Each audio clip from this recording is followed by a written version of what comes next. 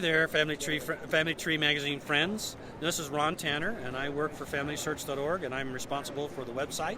I just want to tell you a little about a little hidden place that you may not know about, which is a great place to search for additional information about your possible ancestors. It's called Genealogies. We put it under the search menu item. When you go to Genealogies, we place there every GEDCOM file that has ever been donated to FamilySearch.org.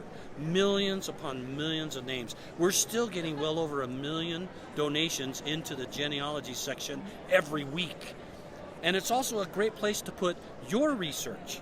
You can place that research into Genealogies. It presents itself, it's searchable by others. It presents itself as a little tree, and you can use that to publish your information to all of your relatives. None of them can touch it, none of them can change it, and it stays there permanently forever. We'll preserve it for you for forever. Genealogies is a great place to come and store, preserve, and find more information about your ancestors.